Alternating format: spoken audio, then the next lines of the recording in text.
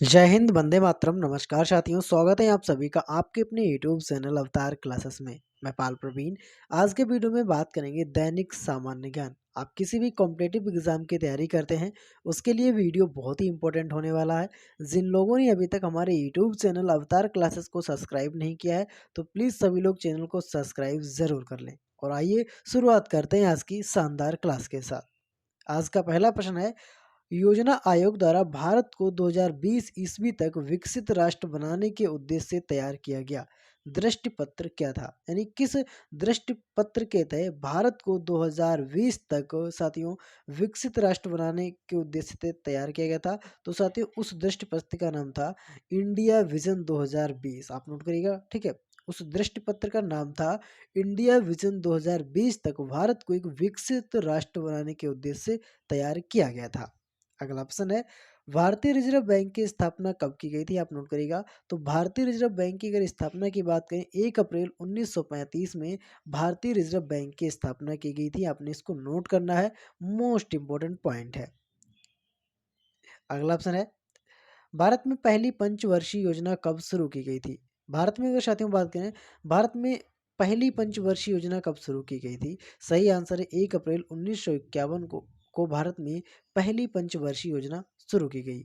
अगर आप बात करें सब साथियों, अब तक भारत में कुल 12 पंचवर्षीय योजनाओं को शुरू किया गया है। ठीक है, मोस्ट इंपोर्टेंट पॉइंट है। भारत में सबसे अधिक कृषि भूमि किस फसल के अंतर्गत आता है? भारत के अंदर जो सबसे अधिक फसल भूमि साथियों किसके अंतर्गत आता है? तो सबसे अधिक साथियों चावल उपज की जाती है भारत के अंदर भूमि में। आप नोट करिएगा। अगला ऑप्शन है, इस समय भारत का सबसे बड़ा राष्ट्रीयकृत उद्यम कौन सा है? सबसे बड़ा भारत का राष्ट्रीयकृत उद्यम कौन सा है? सही आंसर है भारतीय रेल। साथियों भारत का सबसे बड़ा राष्ट्रीयकृत उद्यम है। आप नोट करेंगे। राष्ट्रीय विकास परिषद का पदेन अध्यक्ष कौन होता है? ये पॉइंट मोस्ट इंपोर्टेंट है, इसको नोट करिएगा। राष्ट्रीय विकास परिषद का पदेन अध्यक्ष साथियों प्रधानमंत्री होता है। इस पॉइंट को आप नोट करिएगा। साथियों जिन लोगों ने अभी तक हमारी वीडियो को शेयर नहीं किया है, चैनल को सब्सक्राइब नहीं किया है, तो नीचे आपको एक यहाँ पर लाल बटन दिख रहा होगा, उसको दबा करके चैनल को सब्सक्राइब कर दीजिएगा और बेल आइकन को भी ऑन कर दीजिएगा। ठीक है। भारत निर्माण योजना का संबंध किससे है? भारत निर्माण योजना का संबंध किससे है? तो अब स्थापना विकास से। ठीक है, इसका संबंध है अब स्थापना विकास से। किस राज्य में सर्वाधिक अनुसूचित जनजातियां निवास करती हैं? आपसे यहाँ से पूछा गया है कि किस राज्य में सबसे अधिक अनुसूचित जनजातियां निवास करती हैं? तो मध्य प्रदेश राज्य में सबसे अधिक अनुसूचित जनजातियां निवास करती हैं। भारत में प्रचंड बेरोजगारी सामान्यतः किस क्षेत्र में दिखाई देती है? तो भारत में प्रचंड बेरोजगारी सामान्यतः ये कृषि क्षेत्र में दिखाई देती है। ठीक है, आप नोट करिएगा। अब मोस्ट इंपोर्टेंट पॉइंट है, प्रचंड बेरोजगारी साथियों कृषि क्षेत्र में दिखाई देती है। प्रथम पंचवर्षीय योजना में किस क्षेत्र को सर्वाधिक प्राथमिकता दी गई है? प्रथम पंचवर्षीय योजना में किस क्षेत्र को सर्वाधिक प्राथमिकता दी गई है? सही आंसर है इसमें कृषि को सबसे अधिक प्राथमिकता दी गई है। मोस्ट इंपोर्टेंट पॉइंट है, प्रथम पंचवर्षीय साथियों जो 1951 से स्टार्ट हुई थी, इसमें कृषि पर सबसे अधिक जोर दिया गया था। अंत्योदय कार्यक्रम का मुख्य उद्देश्य क्या था? आप सभी ने सुना होगा कि अंत्योदय का एक योजना शुरू हुई थी और उस योजना का उद्देश्य क्या था? गरीबों में सबसे अधिक गरीबी की सहायता करना। आप नोट करिएगा, ये योजना अंत्योदय कार्ड योजना थी साथियों, ये सबसे अधिक गरीब व्यक्तियों के लिए थी। आप नोट करेंगे। वुल एवं बियर शब्द किससे संबंधित है? वुल एवं वियर शब्द की अगर बात करें तो ये साथियों किससे संबंधित है? ये शेयर बाजार से संबंधित है। मोस्ट इंपोर्टेंट पॉइंट है, सभी लोग नोट करके चलेगा। साथियों आपको हमारी वीडियो कंटेंट और वीडियो की क्वालिटी कैसी लगी कमेंट करके हमको ज़रूर बताएं। ठीक है। अगला ऑप्शन है, भारतीय अर्थव्यवस्था के उदारीकरण का अग्रदूत किसे कहा जाता है? भारतीय अर्थव्यवस्था के उदारीकरण का अग्रदूत किसे कहा जाता है? तो डॉक्टर मनमोहन सिंह को भारतीय अर्थव्यवस्था के उदारीकरण का अग्रदूत कहा जाता है। मोस्ट इंपोर्टेंट पॉइंट है, सभी लोग नोट करके चलिएगा। द्वितीय पंचवर्षीय योजना में किस क्षेत्र के विकास पर सर्वाधिक बल दिया गया?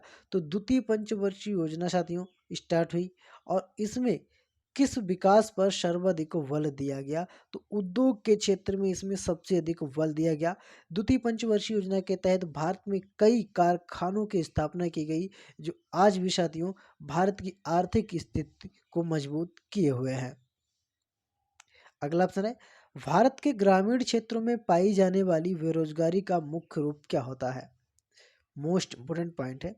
भारत के ग्रामीण क्षेत्रों में पाई जाने वाली बेरोजगारी का मुख्य रूप क्या होता है? तो प्रछन्न बेरोजगारी। क्या कहते हैं इसको? इसको प्रछन्न बेरोजगारी कहते हैं। अर्थव्यवस्था में मुद्रा के मूल्य की कीमत स्तर के बीच क्या अंतर होता है? इस प्रश्न में पूछा गया है कि अर्थव्यवस्था में मुद्रा के मूल्य और कीमत स्तर के बीच क्या अंतर होता है? तो प्रतिलोम का इसमें अंतर होता है। क्या है क्या साथियों? इसमें अंतर जो होता है वह सिर्फ प्रतिलोम का होता है। भारत की राष्ट्रीय आय में सर्वाधिक योगदान किस क्षेत्र का होता है? तो भारत की जो राष्ट्रीय आय होती है उसमें सबसे अधिक योगदान साथियों होता है विनिर्माण क्षेत्र का। ठीक है, विनिर्माण क्षेत्र का इसमें सबसे अधिक योगदान होता है। भारत अंडा के उत्पादन में विश्व में कौन सा स्थान है? इस प्रश्न में पूछा गया है कि अंडा उत्पादन में भारत का कौन सा स्थान है? किस स्थान पर है अंडा उत्पादन में? तो अंडा उत्पादन में भारत का जो स्थान है साथियों वह तीसरे नंबर पे आता है। आप नोट करिएगा। ठीक है, तीसरा स्थान साथियों किसका है?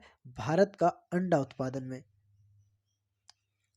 अगला ऑप्शन है, ग्रामीण क्षेत्रों के आकलन ग्रामीण क्षेत्रों में गरीबी के आकलन हेतु किस सूचकांक को आधार माना गया है?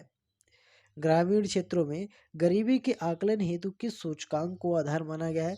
कृषि श्रमिकों के उपभोक्ता मूल्य सूचकांक को इसमें आधार माना गया है। भारत में कर्मचारियों के महंगाई भत्ते निर्धारित करने का आधार क्या है?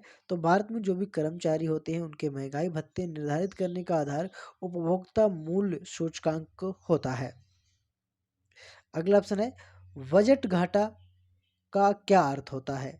इस प्रश्न में पूछा गया है बजट घाटा का अर्थ क्या होता है? तो कुल प्राप्तियों एवं कुल खर्चों में अंतर साथियों क्या होता है? ये बजट घाटा का अर्थ होता है।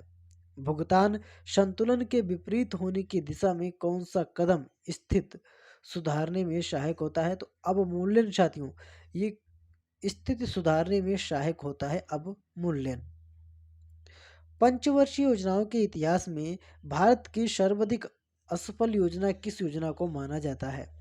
पंचवर्षीय योजनाओं के इतिहास में भारत की सर्वाधिक असफल योजना किस योजना को माना जाता है?